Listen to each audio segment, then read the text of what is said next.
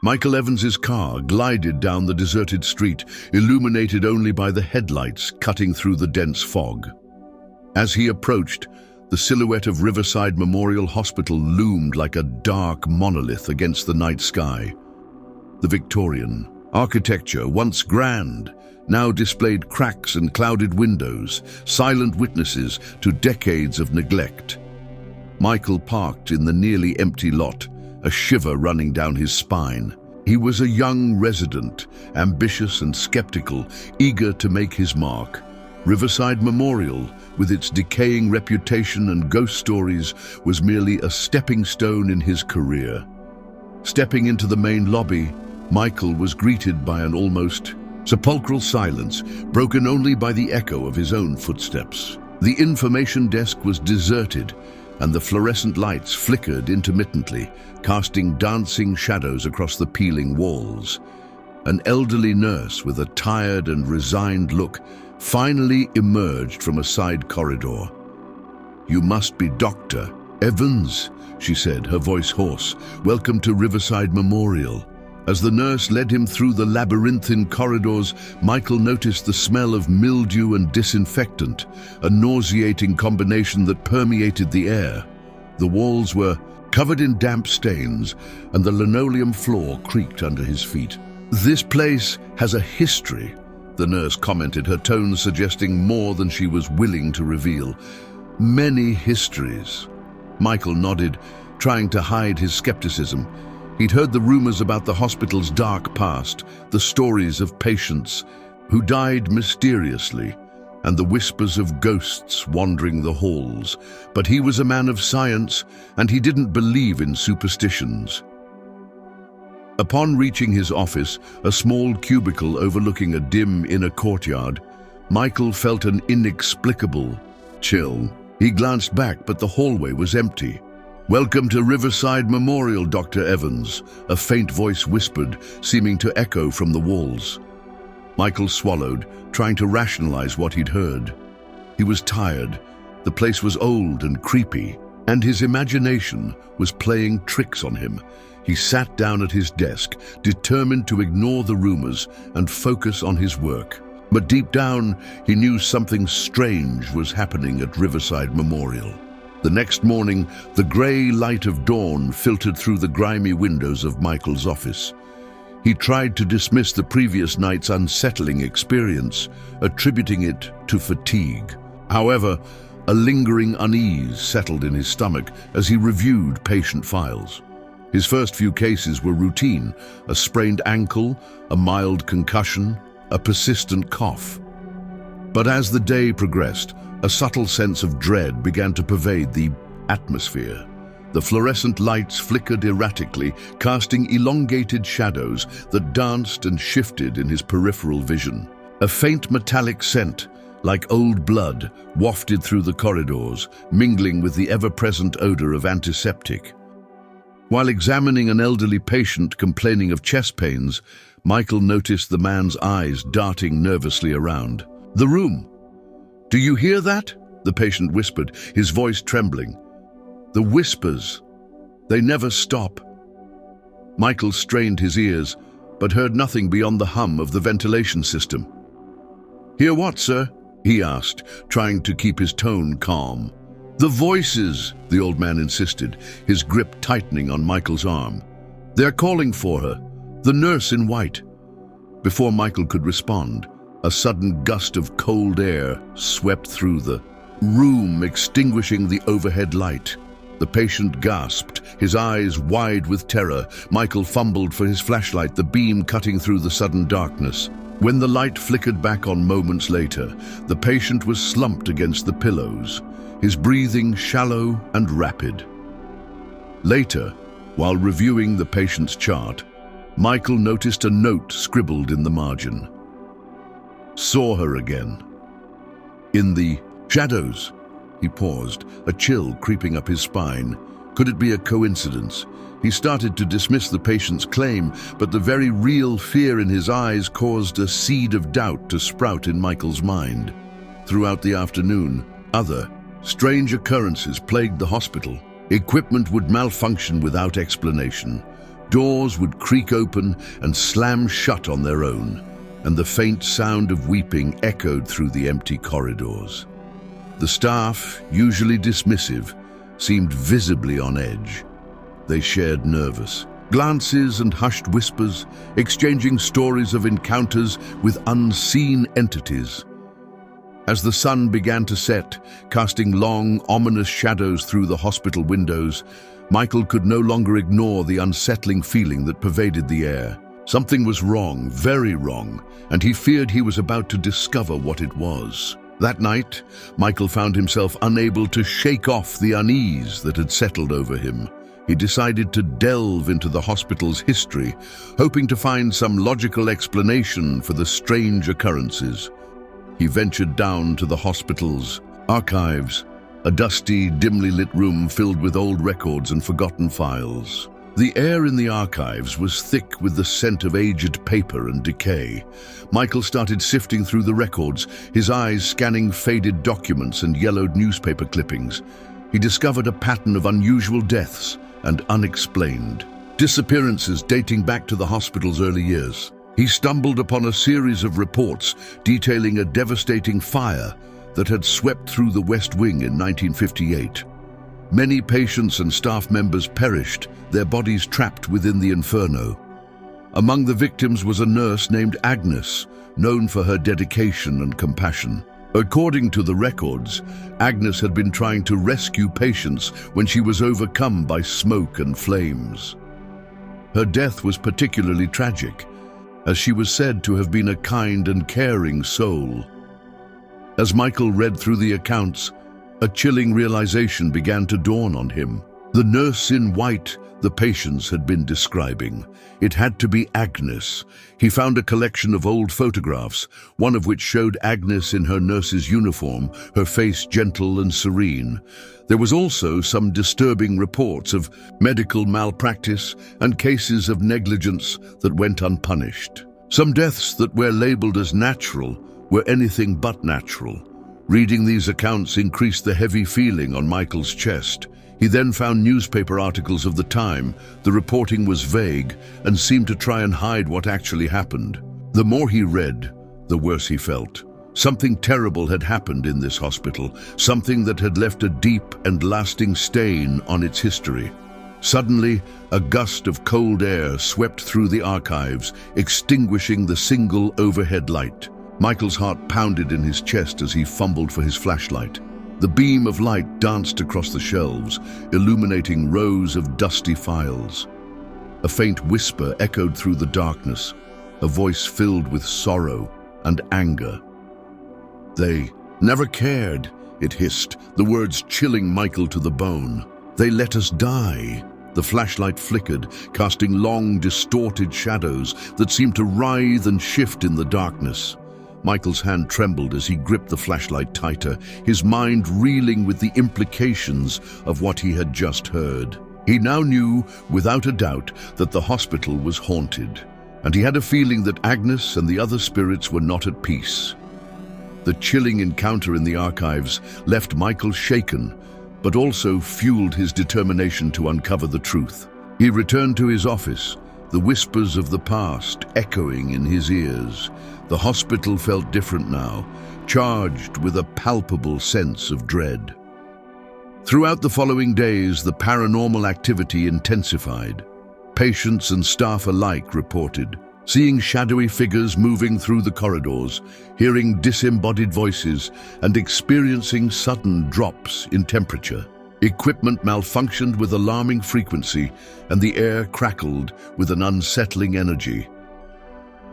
One evening, while making rounds, Michael entered the room of a young patient named Emily, who was recovering from surgery. The girl was pale and trembling, her eyes wide with fear. "They're here," she whispered, her voice barely audible.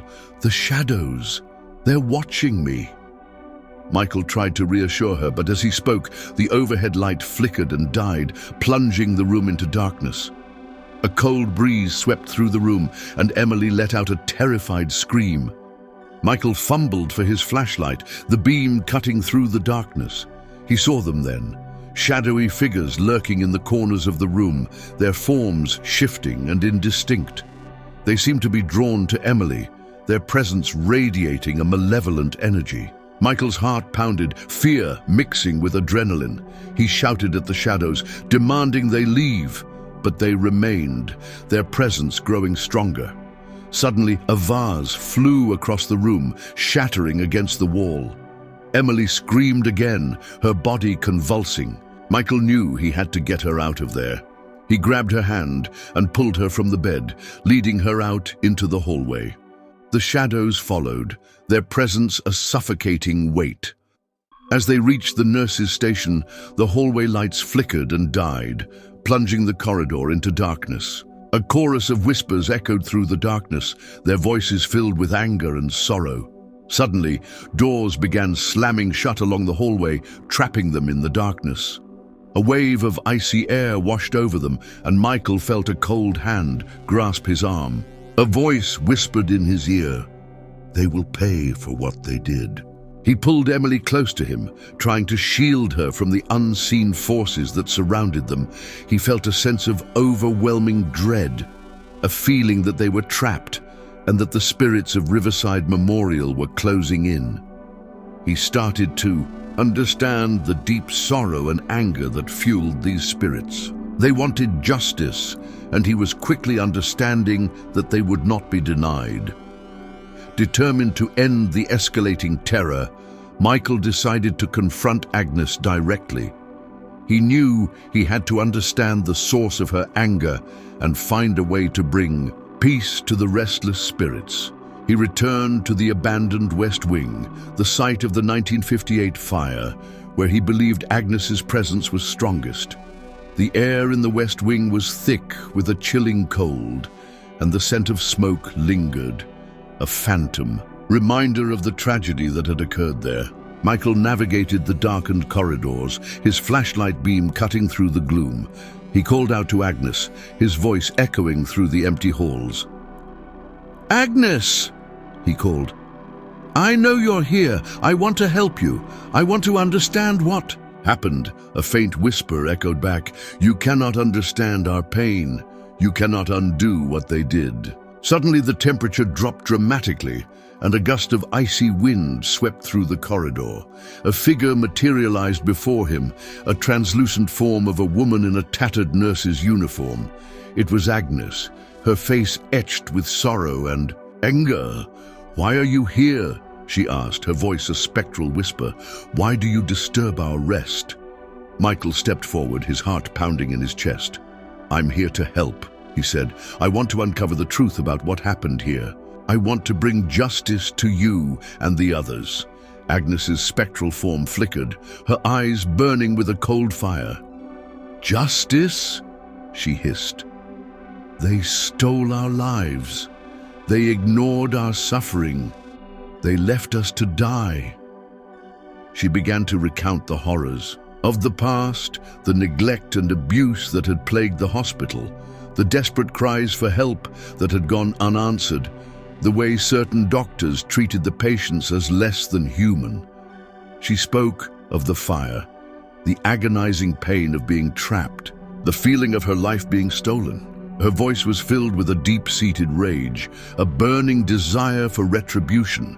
As she spoke, other spectral figures began to materialize, their forms pale and indistinct. They were the other victims, their voices joining Agnes's in a chorus of sorrow and anger. "They must pay," Agnes said, her voice rising in intensity. "They must answer for their sins." She started to explain how the fire was not an accident, but a way to silence the patients that knew too much. She named doctors and administrators, people who were supposed to provide care, but instead provided pain. She explained how they still walk the earth, never paying for the crimes they committed within the hospital walls. Michael felt a wave of empathy for the tormented spirits, understanding the depth of their suffering. He knew he had to help them, find peace, even if it meant confronting the dark secrets of the hospital's past. "Tell me what I can do," he said. "Tell me how I can help you find justice."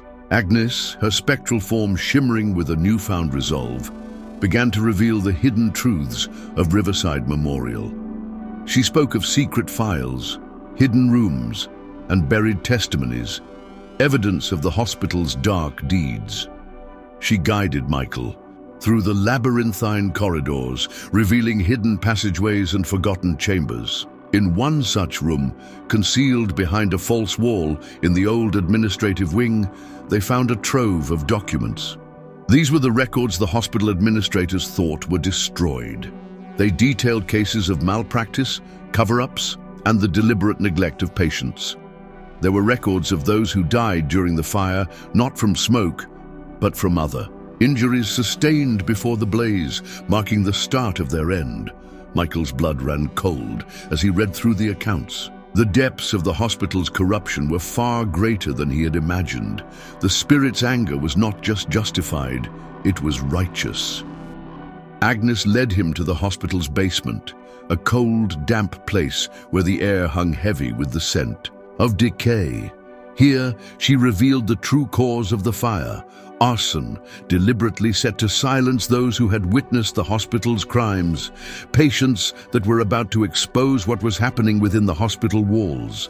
The spirits had been trapped, their voices silenced, their suffering ignored. But now, with Michael as their advocate, they had a chance to expose the truth. Michael, with the help of a few trusted staff members who had begun to witness the strange events, began to gather evidence. They spoke to former patients, nurses, and doctors who had long feared sharing their stories. They created a digital file of all evidence they collected. As they delved deeper into the investigation, the spirits grew more restless. They manifested more frequently, their presence a constant reminder of the injustice they had suffered. They guided Michael, revealing hidden clues and directing him to key witnesses. The hospital's atmosphere grew increasingly tense, the veil between the living and the dead thinning with each passing moment. The truth was about to be revealed, and the ghosts of Riverside Memorial were demanding justice.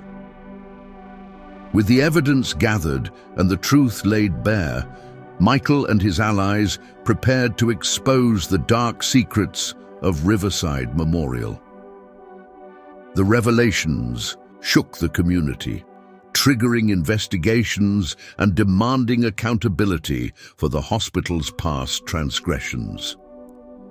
As the authorities delved into the hospital's history, the spirits began to find a measure of peace. One by one, they faded from their spectral forms, their anger and sorrow subsiding. Their presences, once malevolent and demanding, turned gentle and more serene. Agnes, the spirit who had guided Michael through the darkness, lingered, her form still shimmering. She watched as the hospital staff began to honor the memory of the lost souls, creating a memorial dedicated to those who had suffered and perished within its walls. "You have given us a voice," Agnes said to Michael, her voice softer now, devoid of the earlier rage. "You have allowed us to find peace." Michael felt a sense of profound relief and satisfaction. He had helped to bring justice to the tormented spirits, and in doing so, he had found his own sense of purpose.